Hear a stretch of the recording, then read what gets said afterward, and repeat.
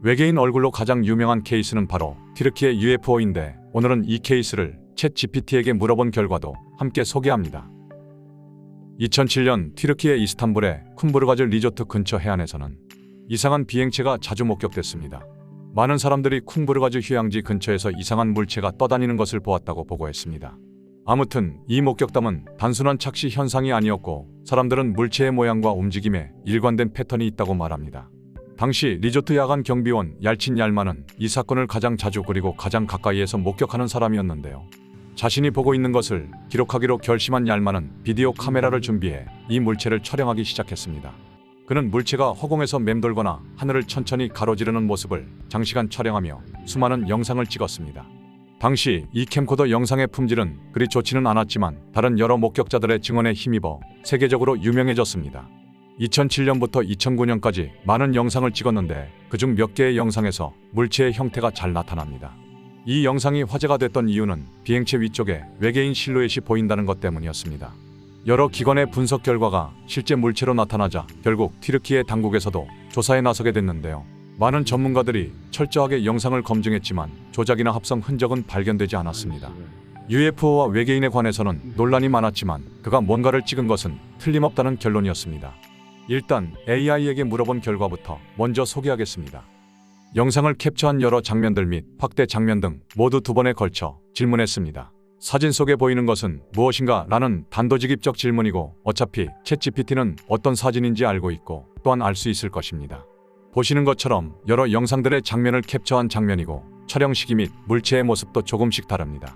크게 나누어서 보면 두 종류인데 사람 비슷한 것이 보이는 장면과 보이지 않는 장면입니다. 먼저 전체적인 느낌은 천문학적 현상이나 UFO 같은 비행 물체 또는 우주 공간에서 촬영한 것처럼 보인다고 말합니다. 공통적으로 빛나는 곡선 형태가 보인다고 지적하고 있으며 의도적, 정기적으로 촬영을 했음을 언급하는데요. 크게 4가지 가능성으로 나누어 말하고 있는데 그중 2개가 어떤 비행체의 가능성을 말하고 있습니다. 미확인 비행체 즉 UFO 또는 UAP라는 용어를 분명하게 말하며 의도적으로 수집되었다고 말합니다.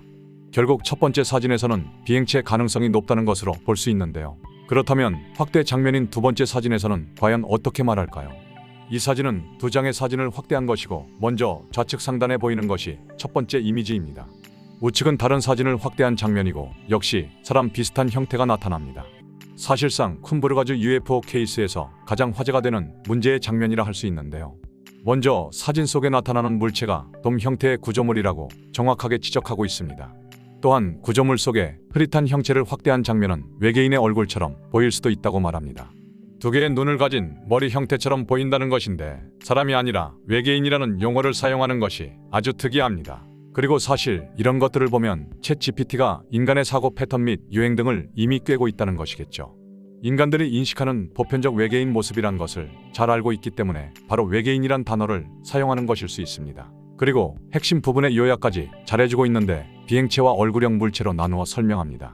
비행 접시 즉 UFO로 추정된다고 분명히 말하고 있는데 명확하지는 않다고 덧붙이며 마치 사람처럼 여지를 남깁니다. 그리고 얼굴형 물체는 외계인이라는 말을 사용하긴 하지만 이번에는 주장한다는 표현을 사용합니다. 결국 사진 속의 물체는 UFO로 추정된다는 것이고 얼굴 형태는 외계인처럼 보여질 수도 있다는 것입니다. 아무튼 조작이 확실하다, CG 합성이라는 말은 없는 것이고 분명히 실제 물체로 인식하다는 것인데요.